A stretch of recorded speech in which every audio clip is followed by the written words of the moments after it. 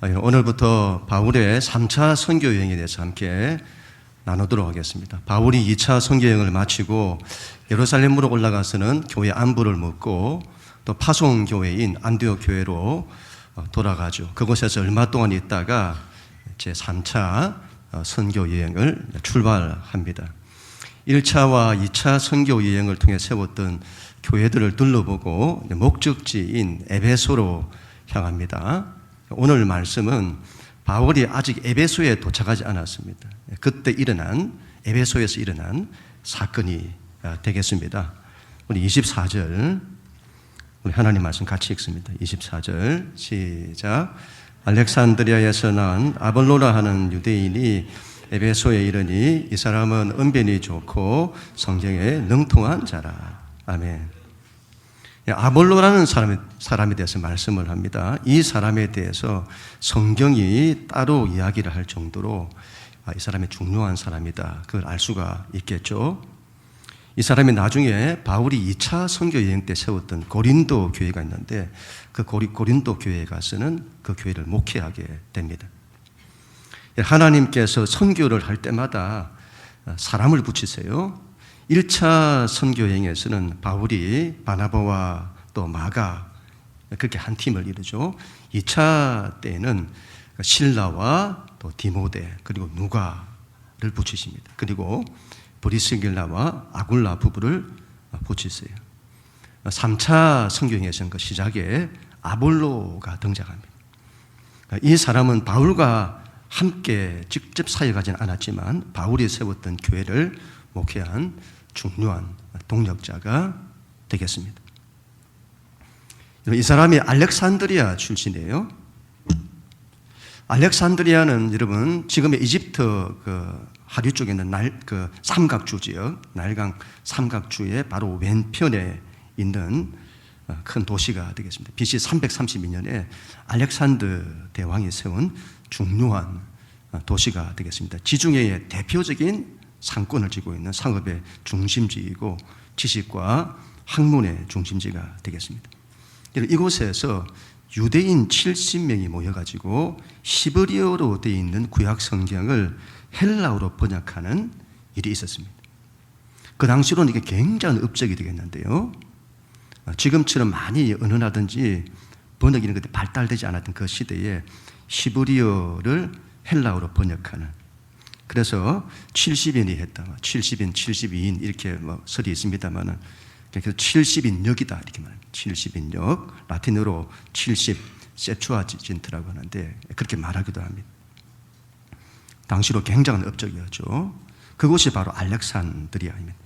알렉산더 대왕이 유대인들을 이곳에 이주를 시켰는데 이곳에서 유대인들이 크게 번성하여 이 알렉산드리아에 있는 인구의 3분의 1 정도가 유대인이었다 할 정도로 유대인이 많이 살았던 곳입니다. 그래서 이곳에 유대교 신앙과 헬라 철학이 함께 통합되는 그런 하나의 분야, 학문 이런 것들이 발달이 되고 그 대표적인 사람이 그 유명한 필로라는 사람이 되겠습니다. 아볼로가 그 필로라는 사람이 그 학파의 사람이었을 것으로 추측합니다.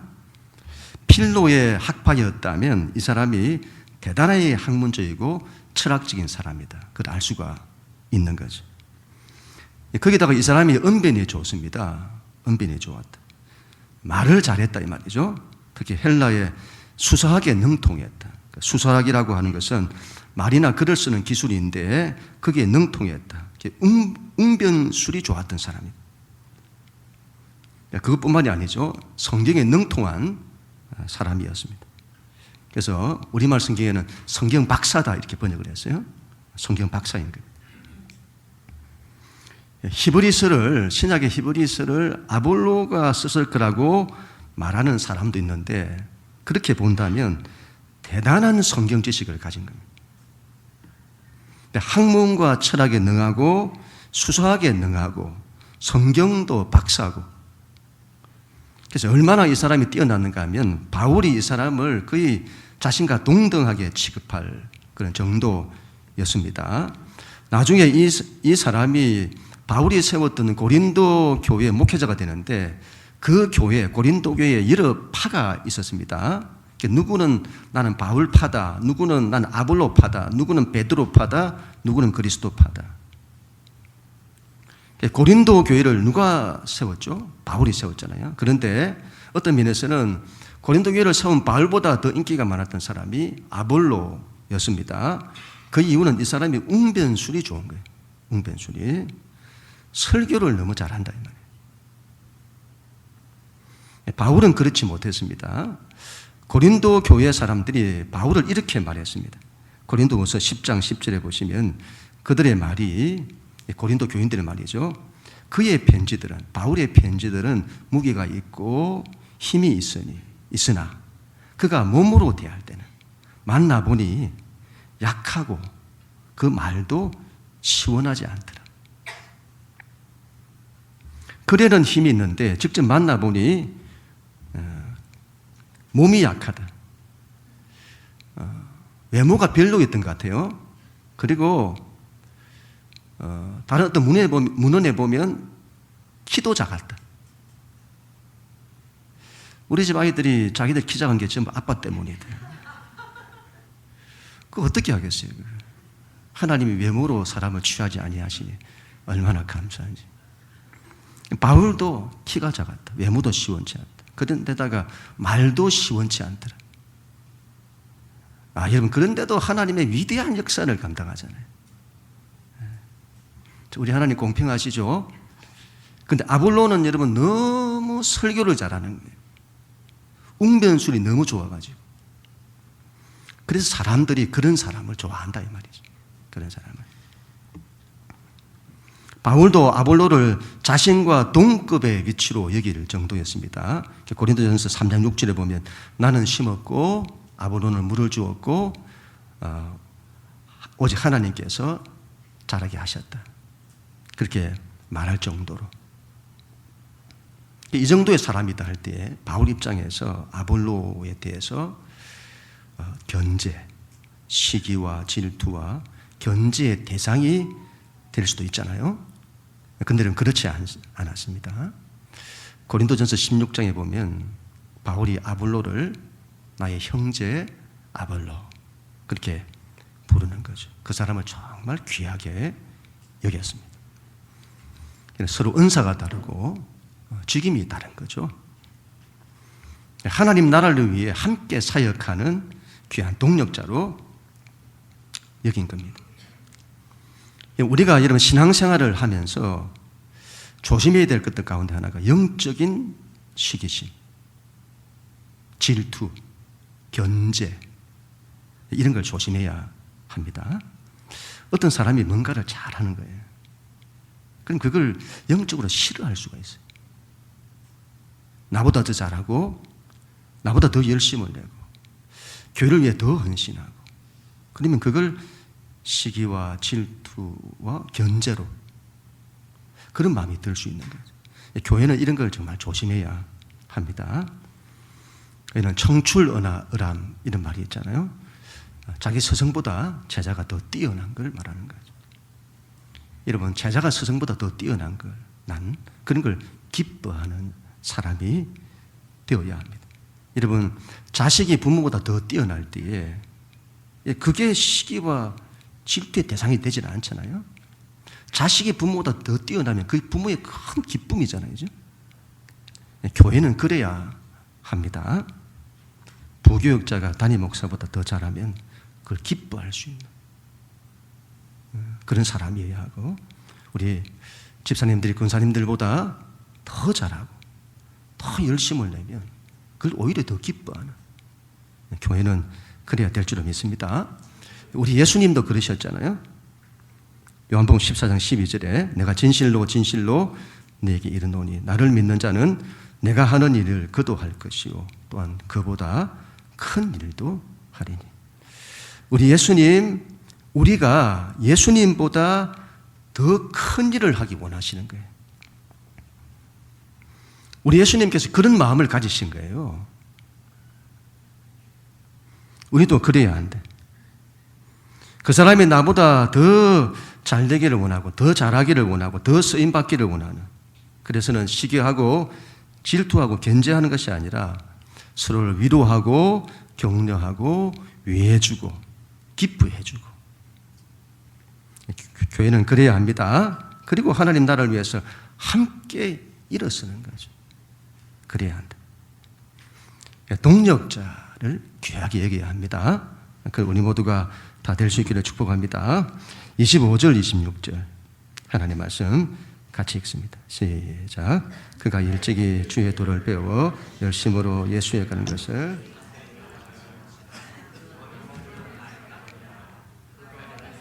담대히 말하기 시작하거늘 브리스길라와 아굴라가 듣고 데려다가 하나님의 도를 더 정확하게 풀어 이르더라. 아멘. 이 아볼로라는 사람이 일찍부터 주의 도를 배웠다. 어떻게 배웠을까요? 이 사람이. 주의 도를 배웠다는 이 말은 예수님에 대해서 배웠다 이 말이에요.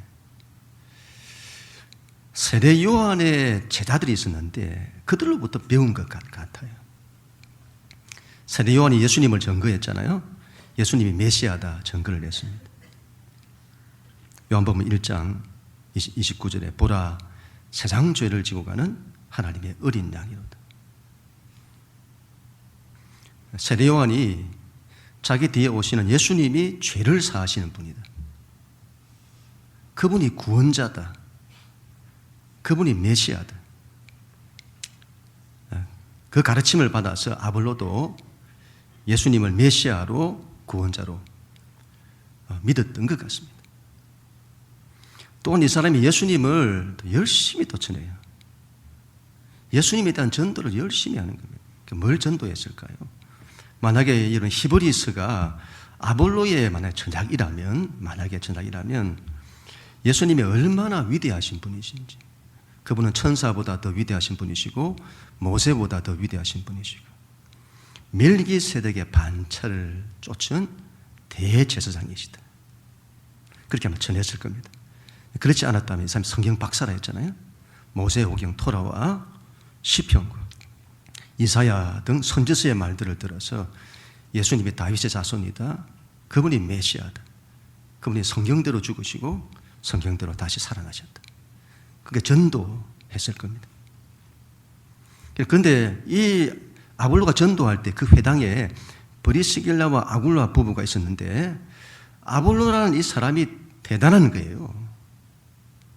웅변순이 좋고 성경에 대해서도 박식하고 예수님에 대해서도 담대히 전하는 거예요. 그런데 뭔가가 빠진 거예요. 뭔가가 빠졌다.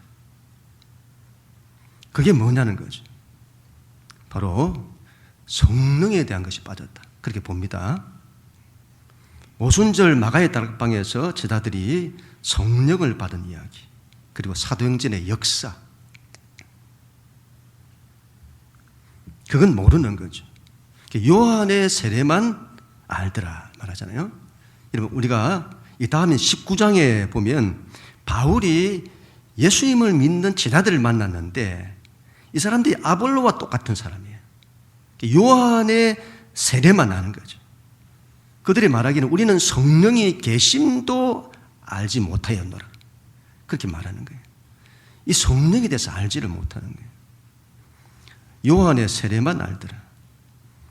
요한의 세례는 물세례잖아요. 회개의 세례, 죄를 회개하는.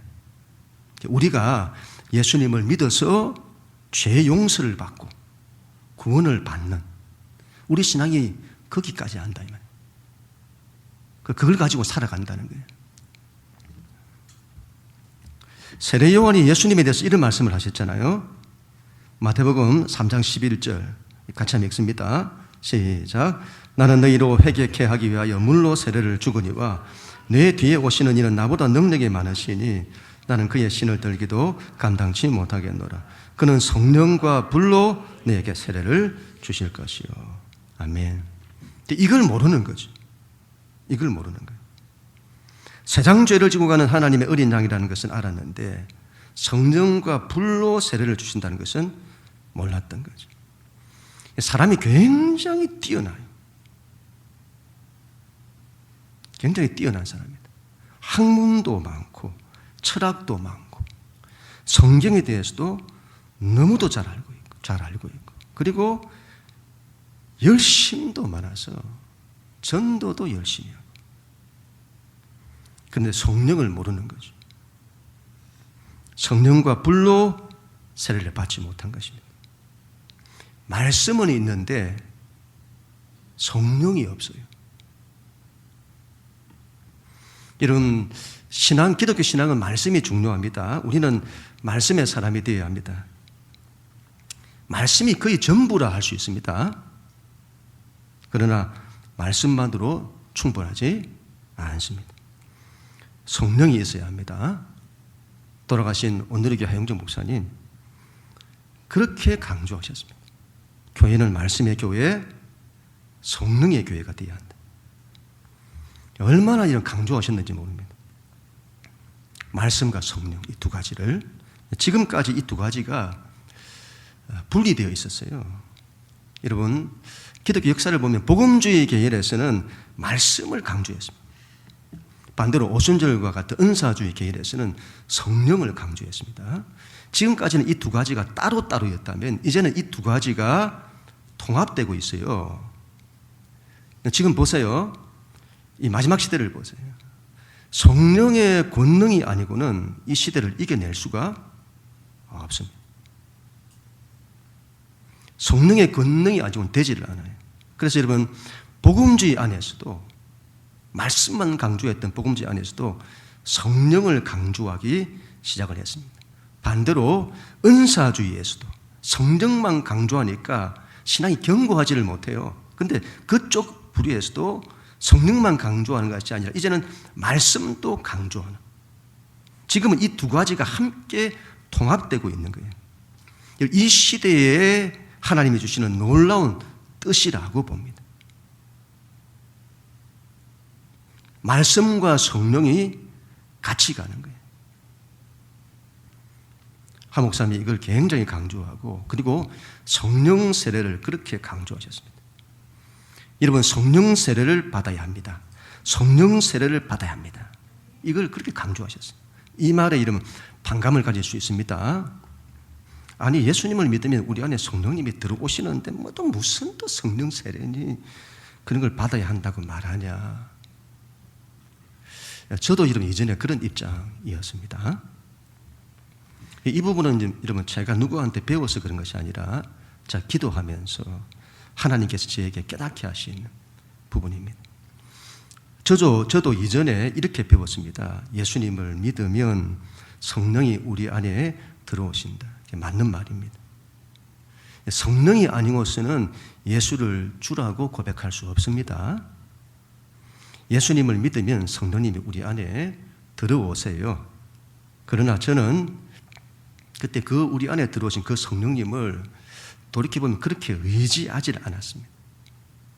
그냥 말씀 붙들고 살면, 내가 말씀 붙들고 살면 성령님이 알아서 역사해 주시겠지, 그렇게 알고 말씀만 붙들고 살았던 거예요.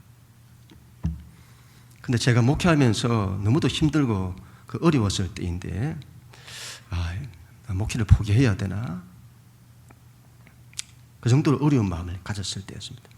집사람이 밤에 교회 나와서 우리 함께 기도하자 해서는 함께 기도하기를 시작했는데 그때였습니다. 제가 너무도 마음이 힘들어야 할 상황이었는데 힘들지가 않는 거예요. 제 마음에 알 수 없는 너무도 큰 평안이 찾아온 거예요. 그게 제가 만들어낸 게 아니에요. 내가 스스로 이때 흔들리지 말아야 된다. 영식아, 흔들리지 말아야 된다. 흔들리지 말고 평안해야 한다. 그렇게 했던 게 아니다 이 말이에요. 갑자기 제 안에 제 의지와 상관없이 평안이 찾아온 거예요. 그때 제가 이게 뭐지? 이런 마음이 든 겁니다. 그리고 제가 알게 된 겁니다. 내 안에 계신 성령님께서 나로 하여금 낙심하지 못하도록 나에게 평안을 주시는구나. 그걸 알게 된 겁니다. 이전에는 제가 성령님이 내 안에 계시다는 것을 배워서 내가 알았다면 그때 내 안에 성령님이 계시다는 것을 실제적으로 제가 알게 된 거예요. 경험하게 된 거예요. 그리고 그 이후에 또 이런 일이 일어났습니다. 코로나를 거쳤잖아요. 그때가 얼마나 힘들었습니까? 정말 힘들고 어려운 때였죠. 그리고 그때 코로나를 거치고 난 이후 그때 2022년 9월이죠. 9월경 제가 밤에 와서 교회 와서 기도를 하는데 갑자기 저에게 성령의 불이 떨어졌습니다. 이건 제가 여러분 이전에 경험한 성령님에 대한 경험과는 다른 것입니다. 이전에는 제 안에서 저에게 평안을 주시는, 그리고는 영시가 내가 너와 함께 할 거다. 염려하지 마라. 두려워하지 마라. 그렇게 말씀해 주시고 위로해 주셨던 성령님이었다면 그때 성령님은 전혀 다른 체험이었습니다. 제 안에서 일어난 것이 아니라 제 밖에서 성령님의 불과 바람이 들어온 거예요. 임한 거죠. 이 체험이 일어나자 그때부터 저에게 불이 일어나기 시작을 한 것입니다. 마치 오순절 마가의 다락방처럼 그런 식의 성령님이 제게 임하게 된 것이죠. 그때부터 제가 성령님을 구하기 시작을 했습니다. 성령님의 바람과 불, 성령님의 권능, 이런 것들이 임하기를 막 기도를 하게 된 거죠. 제가 얼마나 많이 구했는지 몰라요. 정말 많이 구했습니다. 그때부터 놀라운 일들이 일어나기 시작했습니다. 저에게 놀라운 변화들이 일어나기 시작했고 교회에도 변화들이 일어나기 시작을 한 것이죠. 성령님께서 저를 일으켜 주신 것입니다.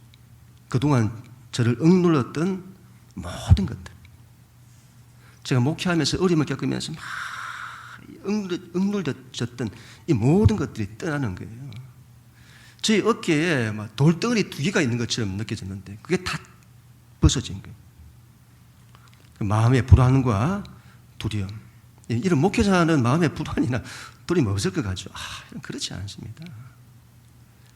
여러분들과 성정이 똑같죠. 어려움을 겪으면서 얼마나 제 안에 불안과 두려움이, 이런 것들이 때마다 문제가 일어날 때마다 이게 있었던 건데 그런 것들이 다 떠나는 거예요. 그러는 그때부터 뭔가가 되어지고 뭔가가 일어서고 시작이 되는 거예요. 여기서는 끝이 아니에요. 자, 그렇게 기도를 하다가 또 다른 경험을 하게 되는데 지금까지 기도하면서 내 밖에서 나에게 임하시는 성령님을 그렇게 구했다면 어느 순간에 제가 내 안에 계신 성령님을 구하게 된 것입니다. 그러면 저에게 의문이 생긴 거예요. 이게 뭐지? 성령님이 밖에서부터 나에게 임하기를 구하는 것과 내 안에 성령님이 계신데 그 성령님이 내 안에서 충만하기를 구하는, 이 두 가지가 제게 다 일어나는 거예요. 이게 뭐지? 아무리 생각해도 답이 나오지 않는 거예요. 그때부터 제가 자료를 찾기 시작을 했습니다. 그리고 그렇게 제가 알게 된 겁니다.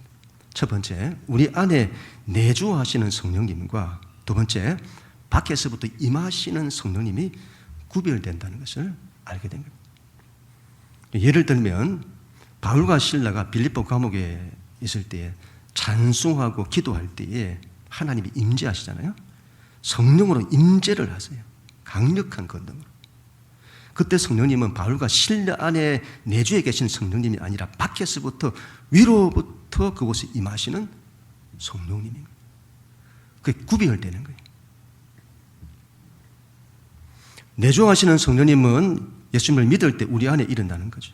그와 다르게 임하시는 성령님은 우리가 예수님을 믿고 난 이후에 하나님의 사역을 위해서 임하시는 성령님인 겁니다. 예를 들면 우리 예수님은 태어날 때부터 성령으로 태어나세요. 그리고 예수님 안에는 늘 성령님이 계세요. 그런데 예수님께서 공생의 사역, 공적인 하나님의 일을 감당하고자 시작하실 때에 하늘로부터 비둘기같이 성령이 임하신 겁니다. 내주하시는 성령님과 임하시는 성령님이 구별되는 거죠. 이 임하시는 성령님에 대한 체험을 성령 세례다 한다 이 말이에요. 성령 세례를 강조하시는 분들의 이야기가. 마틴 로이드 존스 목사님이나 앤드루 머레이 같은 이런 유명하신 분들이 다 성령 세례를 말하잖아요. 기독교 역사에 대부흥의 역사들이 있었는데 18세기에 있었던 1차 대각성 운동, 그때 조나단 에드워드와 조지 히필드 같은 사람들, 그들을 통해서 놀라운 부흥의 역사들이 일어났는데, 그때 그 모임 가운데 성령이 임하고 난 이후 부흥의 역사들이 일어나는 거예요. 예수님을 믿을 때 내주하신 성령님이 아니라 그들 집회 가운데 성령이 위로부터 임하게 된 것입니다. 19세기 초에 있었던 2차 대각성 운동도 마찬가지고 19세기 후반과 20세기 초반에 있었던 찰스 핀이나 D.L. 무디를 통해 일어난 대부흥도 마찬가지인 겁니다. 성령님이 그들 가운데 임하시게 된 거죠. 그리고 부흥의 역사가 일어나게 되는 겁니다. 이들이 다 성령 세례를 말해요. D.L. 무디와 함께 대부흥 운동을 주도했던 지금의 그 예수원의 그 대천적 신부님이라고 유명하신 분이 계시잖아요. 그분의 할아버지죠. D.L. 무디의 부흥 운동을 신학적으로 뒤에서 백그라운드 했던 R.A. 토레이라는 사람인데, 이 사람이 성령 세례를 말하죠. 이 사람에 의해서 무디가 죽고 난 이후에 이 사람이 전 세계를 다니면서 부흥 운동을 주도하는데, 중국과 한국 등 아시아권에서도 놀라운 부흥의 역사가 이 사람을 통해서 일어나게 됩니다. 우리나라에도 1907년도에 평양 대부운동이 일어났는데, 그 전신이 원산에서 부흥운동이 일어난 거예요. 그게 다시 이렇게 불길이 번져서는 평양 대부운동이 일어났는데, 그때 원산에서 하디 선교사님이 중국에 가서 토레이의 집회에 참석했다가 성령 세례를 듣고 돌아와서는 그 같은 부흥의 역사가 일어나게 된 것이죠. 장로교 최초의 신학교인 평양신학교, 신학 과목에 있었는데 성령론을 가르칠 때에 이와 같은 성령 세례를 가르쳤다는 거잖아요. 이 토레이의 손자죠. 예수를 만들었던 대춘등 신부가 어떤 분의 요청을 받고는 성경에 나타난 성령의 역사에 대한 부분을 연구를 한 겁니다. 근데 이분이 연구를 했는데 성령의 역사가 두 가지로 구분되어 기록되고 있다는 것을 세계 최초로 이분이 발견하게 되는 것이죠. 그래서 이걸 이렇게 정리를 했는데, 첫 번째가 플레르, P-L-E-R 해서 플레르, 내주하시는 성령님이에요. 우리가 예수님을 믿을 때 우리 안에 들어오시는 성령님이시다. 우리 안에 오셔서 우리와 함께 하시고 우리를 진리 가운데로 인도하시고 우리와 교제하시고 우리에게 말씀하시는 거예요. 이 성령님은 우리로 하여금 예수님의 인격을 담게 하세요. 성령의 9가지 열매를 맺게 하시는 겁니다. 갈라디아서 5장 22절 23절, 오직 성령의 열매는 사랑과 희락과 화평과 오래 참음과 자비와 양성과 충성과 온유와 절제니. 두 번째는 플레스, P-L-E-T-H, 임하시는 성령님이에요. 임하시는 성령님. 우리로 하여금 하나님 나라의 사역을 위해서 예수님의 공생애처럼 사람을 회복하고 복음을 땅끝까지 전파를 위해서, 이를 위해 위에서부터 부어주시는 것입니다. 이 성령님을 통해서는 성령의 9가지 은사가 나타나게 되는 겁니다. 지혜의 은사, 지식의 은사, 믿음의 은사, 병 고치는 은사, 능력의 은사, 예언의 은사, 영분별의 은사, 방언의 은사, 방언 통변의 은사가 나타나는 것입니다. 내주하시는 성령님은 우리의 구원과 성화를 위한 거예요. 성령의 9가지 열매를 맺으며 예수님의 인격을 닮아가는 겁니다. 임하시는 성령님은 사명을 위해, 복음 전도를 위해 예수님의 권능을 주시는 것이죠. 이 두 가지가 다 있어야 된다는 거죠. 이 두 가지가 다 있어야 된다. 어떤 분은 막 능력이 많아요. 우리 부흥사들 이런 분도 많았잖아요. 부흥에 능력이 많아. 근데 전혀 예수님의 인격이 없어요. 말도 함부로 하고 성령님의 내적 충만이 없다 이 말이에요. 외적으로 드러나는 것들만 사모하고 내적으로는 인격이 그냥 안 돼 있는 거예요. 그런 분들이 계시고 말도 얼마나 함부로 하고 내적인 충만이 없는 거예요. 반대로 어떤 분은 인격이 너무 좋으세요. 너무너무 좋으세요. 그런데 능력이 없어요. 능력. 성령의 외적인 충만이 없는 거죠. 이 두 가지가 같이 가야 한다고 봅니다. 여러분, 성령님을 한번 구해보세요. 예전에 부산의 수영여교회 정필도 목사님 돌아가셨는데 목회자들 모아놓고 세미나 할 때 이런 말씀을 하셨는데 아직도 그 말씀이 제 머리 떠나지 않고 좀 기억이 납니다. 이분 이런 말씀 하시는데 여러분 성령님을 의지해 보세요. 기똥차입니다. 기똥차입니다. 여러분 그동안 여러분이 말씀을 붙들고 살아오셨다면 이제 그 말씀과 함께 성령님을 의지해 보세요. 말씀과 성령이 같이 가야 합니다. 우리는 말씀의 사람이 되고 성령의 사람이 되어야 합니다. 교회는 말씀의 교회가 되고 성령의 교회가 되어야 합니다. 교회가 말씀에 딱 서잖아요. 그리고 거기에 성령님이 임하시면 놀라운 일이 일어난다 이 말이에요. 그리고 그렇게 되면 이상한 쪽으로 가지 않아요. 반대로 말씀이 없고 성령이 먼저 막 일어나잖아요. 그러면 이상한 쪽으로 가기가 쉬워요. 말씀과 성령이 같이 가야 합니다. 이게 조화되어야 한다. 조화되어야 한다. 우리 신앙도 교회도 그렇게 되어야 합니다. 말씀의 교회, 성령의 교회. 말씀의 사람, 성령의 사람. 우리 모두가 다 될 수 있기를 축복합니다. 마지막으로 28절 같이 읽습니다. 시작. 이는 성령으로서 예수는 그리스도라고 증언하여 공중 앞에서 힘있게 유대인의 말을 이기미르라. 아멘. 나중에 이 아볼로가 고린도로 가게 되는데 그곳에서 이 능력이 나타나요. 예수님을 그리스도라고 전하는데 능력이 나타나는 거예요. 공중 앞에서 힘있게 전하게 되고 유대인의 말을 이기미르라. 성령을 받고 난 이후에 아볼로의 모습은 힘을 얻고 이기는 모습인 겁니다. 이건 여러분 저의 경험이기도 한데 제가 예전에 그렇게 말씀을 제가 힘들고 어려울 때 다른 게 할 게 없어가지고 그냥 말씀만 본 겁니다.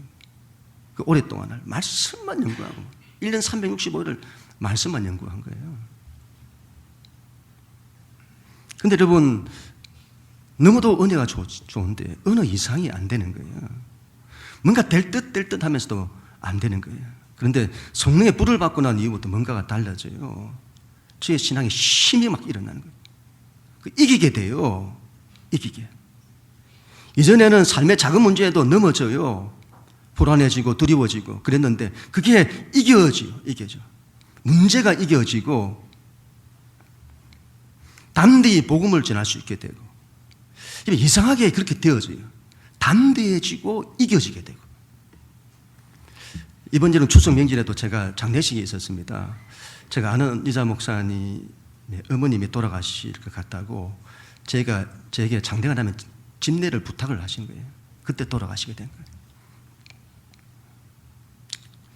거예요. 제가 그분 어머니를 만났을 때도 담대히 복음을 전했습니다. 그냥 그런 분들 만나면 이상하게 담대하게 복음을 전하게 되는 거예요.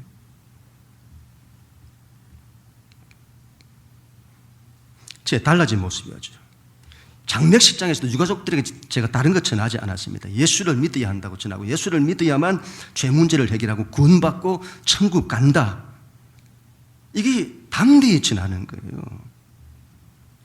제가 명절날 형제들을 만나게 되었는데 그때도 요양병원에 계신 그 어머니 만날 때에도 형제들 만날 때에도 이상해요. 이게 이전의 저의 모습과 다르게 이상하다 이 말이에요. 그냥 담대하게 예수님을 전하게 되는 거예요. 제가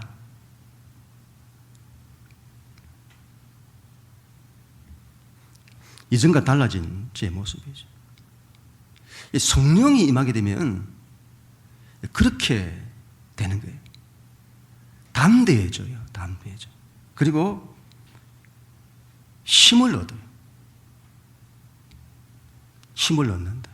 그리고 이기게 된다. 자신을 이기게 됩니다. 문제를 이기게 돼요. 환경을 이기게 됩니다. 그리고 하나님의 역사가 일어나는 거죠. 힘을 얻고 이기게 되더라.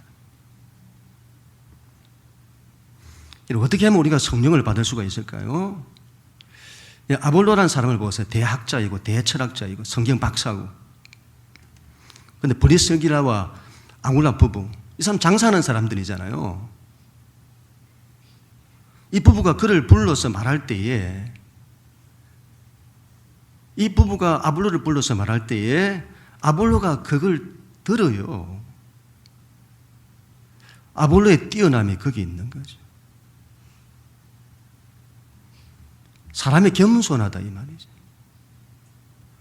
내가 대학자인데, 내가 대철학자인데, 내가 성경 박사인데 나를 가르쳐? 그렇게 하지 않았다 이 말이죠. 겸손히 받아들이는 거예요. 그러면 하나님께 주시는 거죠. 믿음으로 우리가 구하면 주시는 겁니다. 그런데 우리가 그냥 흘러버리고 지적으로만 동의하고 또 성령님과 함께 하지도 않고 구하지도 않고 그러면 안 된다 이 말이죠. 겸손한 마음으로 여러분 구해보세요. 하나님 반드시 주십니다. 말씀의 사람, 성령의 사람이 되어야 합니다. 말씀의 교회, 성령의 교회가 되어야 합니다. 내주하시는 성령님으로 충만하시고 임하시는 성령님으로도 충만해야 합니다. 예수님의 인격을 닮은 사람이 되십시다. 또한 성령의 권능이 함께하는 사람, 그래서 하나님의 사역을 위해서 불같이 일어나는 그런 사람이 되어야 합니다. 그렇게 해서 우리가 하나님 나라를 위해서 쓰임받는 거예요. 그럼 우리 모두가 다 될 수 있기를 주님의 이름으로 간절히 축원합니다.